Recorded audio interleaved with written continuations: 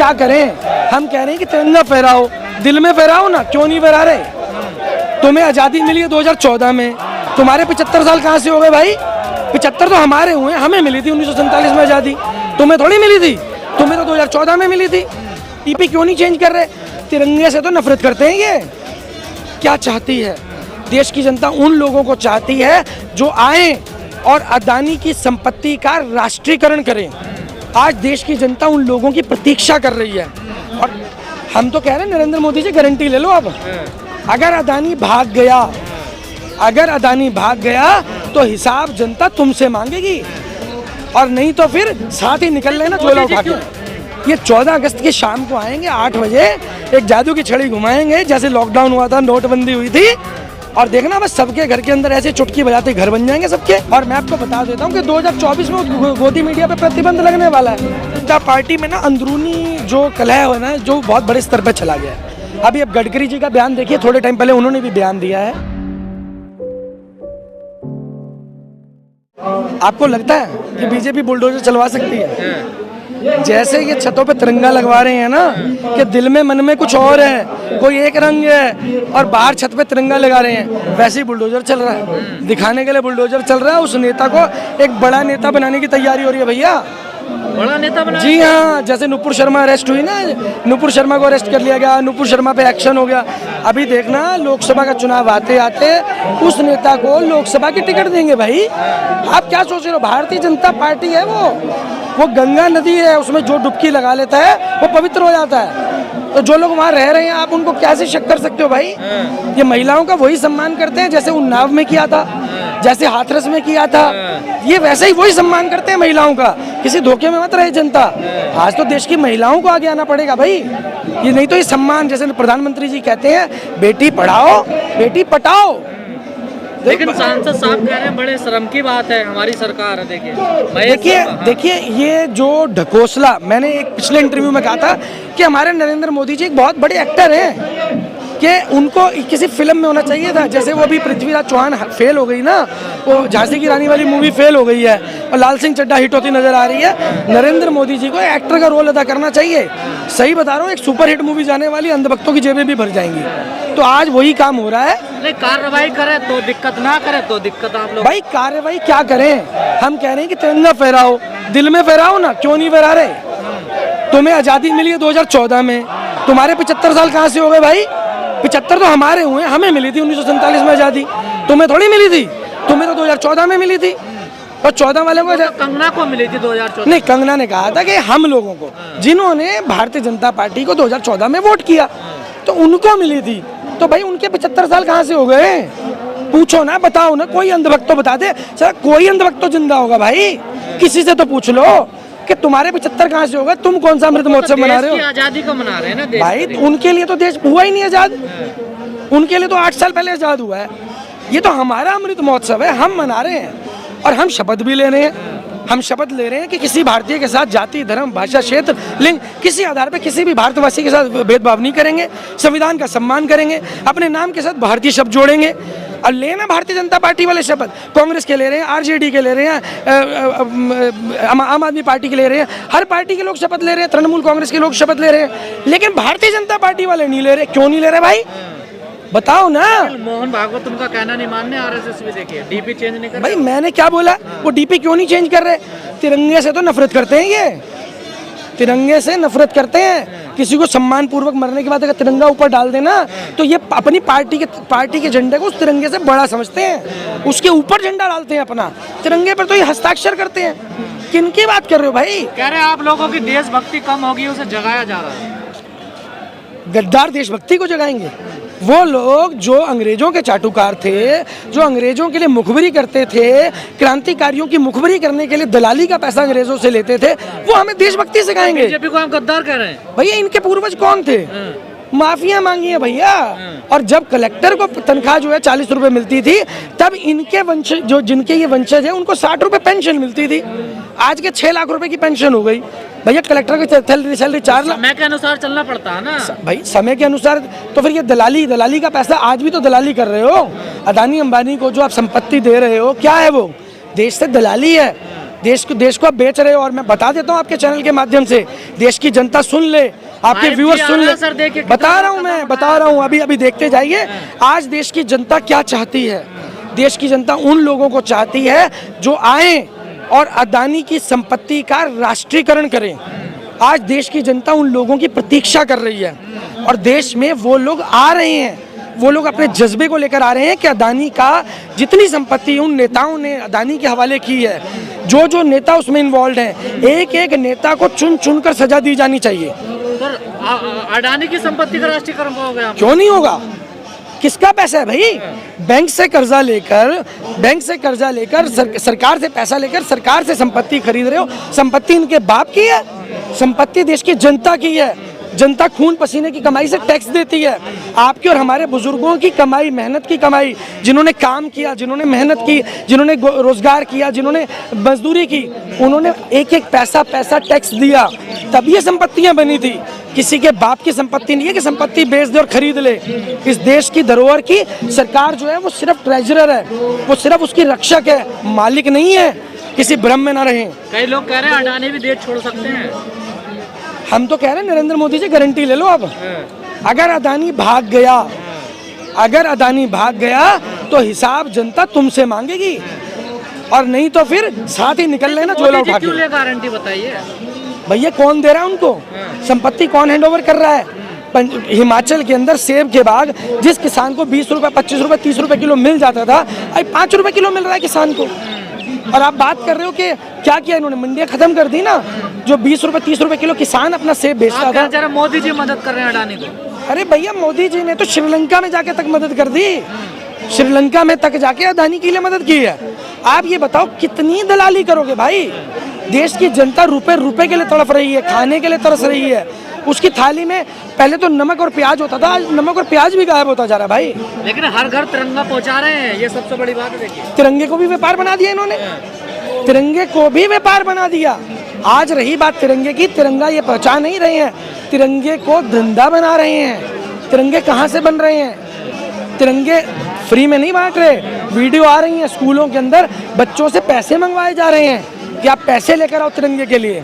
अरे ऐसे फर्जीवाद और ढकोसला करने वालों से देश को आज की तारीख के अंदर बहुत ही अलर्ट रहने की ज़रूरत है। समझिए, इनको समझने का प्रयास करिए कि फर्जी ढोंग कर करके ये ठग कौन होता है? जो आपका अपना बनके, आपका मीठा बनके आपको ठग लेता है और बाद में आपको पता चलता है कि ये व्यक्ति मुझे ठग के देश में आज़ादी का अमृत महोत्सव मनाया जा रहा है, आप लोग विरोध कर रहे हैं उसका। नहीं, हमने कब विरोध किया?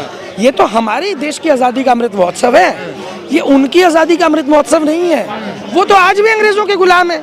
वो तो कह रहे हैं कि 2014 में उनको आज़ादी मिली, लेकिन मैं बता देता हूँ वो आज भी गुलाम है। आरएसएस में किसकी पूजा करवाई जाती है? हमारे एक साथी ने इंटरव्यू भी दिया था, अंग्रेजों की महारानी की पूजा करवाई जाती है।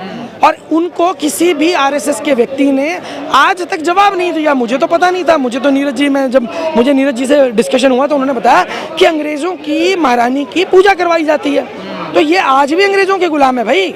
आज़ादी आपको मिली है, आज़ादी हमें मिली है, आज़ादी देश की जनता को मिली है। हमने लड़कर आज़ादी ली है, आज़ादी भीख में नहीं मिली। मोदी साहब कहते थे कि 2022 तक हर आदमी को घर मिल जाएगा, क्या वो पूरी वही बात है? तो भाई मिल तो गया घर, मिल तो गया। अभी 7 दिन बाकी हैं, सब्र करो। अभी जादू की छड़ी घूमने में तो 1 मिनट ही काफ़ी है। ये भगवान के अवतार हैं। ये 14 अगस्त की शाम को आएंगे 8 बजे, एक जादू की छड़ी घुमाएंगे, जैसे लॉकडाउन हुआ था, नोटबंदी हुई थी, और देखना बस सबके घर के अंदर ऐसे चुटकी बजाते घर बन जाएंगे, सबके घर में खाना पहुंच जाएगा। अरे रोजगार, अभी 8 साल में 16 करोड़ रोजगार देने थे, 32 करोड़ रोजगार मिलेंगे भाई 14 अगस्त को। तैयार रहो बिल्कुल। 14 अगस्त, हाँ बिल्कुल, कमर वमर बांध के देश का सबको भाई तैयार हो जाओ बिल्कुल। देश की जनता कमर बांध रहे भाई। किसानों की आय भी दोगुना, किसानों की आय दुगनी होने वाली है। देश जो है वो विकसित, अमेरिका को पीछे छोड़ देंगे भाई हम। देश का गरीब अब से हवाई जहाज में चलने वाला है, हर गरीब के घर में हवाई जहाज खड़ा होने वाला है। ये सच्चाई बता रहा हूँ मैं आपको, स्वीकार कर लो। ताने मारते हो मोदी जी। अरे भाई, हम तो स्वीकार कर रहे हैं, आप कह रहे हो ताने मारते हो। हम तो कह रहे हैं 14 सज्जन इंसान है, देखिए फकीर आदमी है, गरीब घर से आए हुए हैं, देखिए। तो हम तो कह रहे हैं भाई, हमने क्या बोला? हमें ये मालूम है। आप बोल कुछ नहीं रहे और जीने भी नहीं दे रहे मोदी जी। नहीं भाई, हम क्या बोल सकते हैं? वो तो हमारे नहीं, मतलब मेरे तो नहीं है, माननीय मोदी जी हैं देश की जनता के अंधभक्तों के। अब तो खैर वो देश की जनता के प्रधानमंत्री भी नहीं रहे।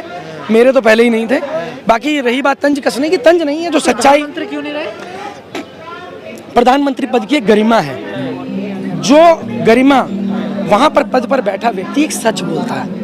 हर व्यक्ति को मालूम है कि प्रधानमंत्री झूठ नहीं बोलेगा, इतनी बड़ी कुर्सी है। लेकिन जब आप बार बार बार बार बार बार झूठ बोलते रहेंगे, झूठ बोलते, आज सोशल मीडिया पे देखिए ना, फेंकू महाराज, झूठा, झूठलर, ऐसे ऐसे टर्म्स जनता चला रही है, मैं नहीं चला रहा भाई, देश की जनता चला रही है। क्यों चला रही है? देश की जनता बोल नहीं सकती, आप बोलोगे तो जेल में डाल देंगे, आपका परिवार कैसे चलेगा, आपका घर कैसे चलेगा, ये डर है जनता के बीच में, क्योंकि उसको आर्थिक रूप से कमजोर कर दिया गया है। लोग कह रहे हैं 2 ही लोग काम कर रहे हैं देश में, एक तो बीजेपी और एक ईडी, 2 ही संस्थाएं लगी हुई है काम पर। देखिए ईडी तो काम अभी करेगी, 2024 आ रहा है, ईडी को सही काम पे लगाएंगे 2024 में, और एक्चुअल में ईडी को 24 घंटे काम करना चाहिए, और 2024 के बाद ईडी 24 घंटे काम करेगी। अभी तो प्रधानमंत्री जी 18 घंटे ही काम करवा पा रहे हैं, क्योंकि 6 घंटे वो सोते हैं, तो 6 घंटे जो हैं वो ईडी काम नहीं करती है। लेकिन आने वाले 2024 में कुछ ऐसे लोग आ रहे हैं, कुछ ऐसे सरफिरे आ रहे हैं, कुछ ऐसे क्रांतिकारी आ रहे हैं कि आपको 24 घंटे ईडी को काम करना पड़ेगा। लेकिन सर्वे कह रहा है अभी भी मोदी जी पसंद है देश की पहले। देखिए सर्वे, असलियत में सर्वे चाहते हैं ना तो देश की जनता के बीच में जाइए, देश की जनता आपको बताएगी।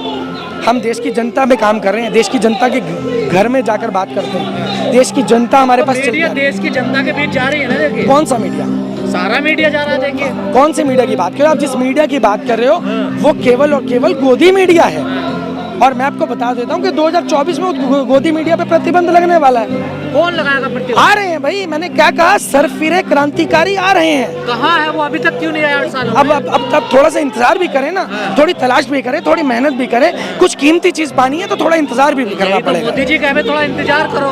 अरे भाई मोदी जी ने तो 2022 का इंतजार दिया था, तो हम तो कह रहे हैं कि 14 तारीख को जादू की छड़ी घूमने वाली है, तो हमने कब बोला कि मोदी जी का जादू नहीं चलने वाला? चलने वाला। लेकिन अगर ना चला तो अगली टीम आ रही है, युवाओं की टीम आ रही है, आप हमारी टीम से मिलिए, पूरे देश में आजाद हो या नहीं हो? हम तो आजाद हैं। तो फिर अमृत महोत्सव मनाइए ना। बिल्कुल हम मनाते हैं, हम तो रोज मनाते हैं, हमारे दिल में हर रोज तिरंगा फहराया जाता है। इनकी तरह नकली तिरंगा नहीं फहराते, झूठा ढकोसला नहीं करते, दिल में तिरंगा हर रोज बसता है। हमारे देश की जनता से प्रेम करना, तिरंगा असलियत में दिल में तिरंगा लगाना होता है। उस देश की जनता को जो अंतिम छोर पर बैठी है उसके बारे में सोचना, उसके बारे में कुछ करना, उसके बारे में कुछ सोचना, उसका विकास करवाना, उसकी आय में वृद्धि कैसे होगी, उसको कैसे गरीबी से बाहर निकालेंगे, ना कि उसको गरीबी में धकेलना। आप लोग तो इतने मतलब आलोचना कर रहे हैं, कोई सी पार्टी तो कुछ नहीं कर रही है। देखिए विपक्ष की पार्टियां, देखिए विपक्ष तो झंडे के साथ है। विपक्ष जो है वो विकल्प नहीं है, विपक्ष नरेंद्र मोदी का विकल्प नहीं है। आने वाले 20 साल देश में केवल वही पार्टी सरवाइव करेगी जिसके पास मजबूत राष्ट्रवाद और राष्ट्रवादी नेता होंगे। तो ये तो बीजेपी के पास है, देखिए। कुछ और भी आ रहे हैं, कुछ और भी आ रहे हैं। क्या है? क्या बिहार में जो हो रहा है अभी देख रहे हैं कि बीजेपी जो है वहाँ से हटने वाली है, सरकार नहीं बनने वाली है। यूपी में कई मंत्री असंतोष जता चुके हैं बीजेपी के, तो ये सब क्या हो रहा है बीजेपी? देखिए आज भारतीय जनता पार्टी में ना अंदरूनी जो कलह है ना, जो बहुत बड़े स्तर पर चला गया है। अभी अब गडकरी जी का बयान देखिए, थोड़े टाइम पहले उन्होंने भी बयान दिया है। आडवाणी जी ऑलरेडी हमारे पास सूत्रों से खबर आई, वो भी भारतीय जनता पार्टी को छोड़ना चाहते हैं, लेकिन वो एक पब्लिक प्लेटफॉर्म पे नहीं है। बहुत से ऐसे बड़े बड़े नेता हैं जो भारतीय जनता पार्टी से खफा हैं। यूपी चुनाव के दौरान भी बहुत से नेता ऐसे थे जो खफा थे, लेकिन यूपी में सरकार का आना क्योंकि विकल्प नहीं था, और एक पूरे देश में एक बड़े विकल्प को देने में समय लगता है। आज वो विकल्प आपके सामने, देश की जनता के सामने आना शुरू हो चुका है, और बहुत जल्दी आने वाले लगभग 2 महीने, बहुत बड़ा समय मैं बता रहा हूँ, शायद 2 महीने से पहले सरकार रहेगी गठबंधन की या फिर गिर जाएगी? देखिए मुझे लगता है कि इन विषयों के ऊपर आप मेरे से जवाब ना लें, क्योंकि ये जो दलाली का काम चल रहा है हम इसके अगेंस्ट हैं, और हम इस पर चर्चा बंद करना चाहते हैं कि देश की जनता भी इस पर चर्चा बंद करे और सही मुद्दे पर चर्चा शुरू करना पड़े। अगर आपके पास कोई भारतीय जनता पार्टी का नेता आता है कि तिरंगा लगाइए, तो उसको बोल भाई हम तो तिरंगा लगा रहे हैं, तो शपथ ले ले, शपथ दिलवाओ हर भारतीय जनता पार्टी के नेता को, तभी देश में भेदभाव खत्म होगा। अगर भेदभाव खत्म होगा तो सही मुद्दे पे बात शुरू होगी। नहीं, सरकार सब में तिरंगा लगवा रही है, लेकिन आरएसएस वालों से क्यों नहीं लगवा रही तिरंगा? नहीं लगवाएंगे भाई, बात ये है कि वो तिरंगा किसने दिया था। आरएसएस जो है महिला विरोधी है, वो एक महिला ICS ऑफिसर ने दिया था तिरंगा, तो इसलिए वो तिरंगे को स्वीकार नहीं करते। आरएसएस महिला विरोधी है। बिल्कुल। आपने आरएसएस में किसी महिला को देखा है कभी? नहीं देखा होगा। महिला विंग तो है ना उनकी। अरे भाई महिला विंग वही है, किसी को भी ढकोसला करके बिठा दो। महिला विंग को कोई एम्पावरमेंट नहीं है वहाँ पर। हाँ, लेकिन अभी तक कोई संचालक नहीं है, बनेगी भी नहीं।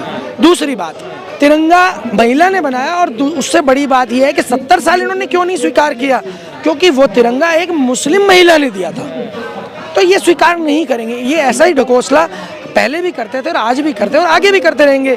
बाहर हाथ में तिरंगा दिखाएंगे, मन में कुछ और रंग होता है इनके। खबरों में बने रहने के लिए फोरम 4 को सब्सक्राइब करें और नोटिफिकेशन पाने के लिए बेल आइकन दबाएं।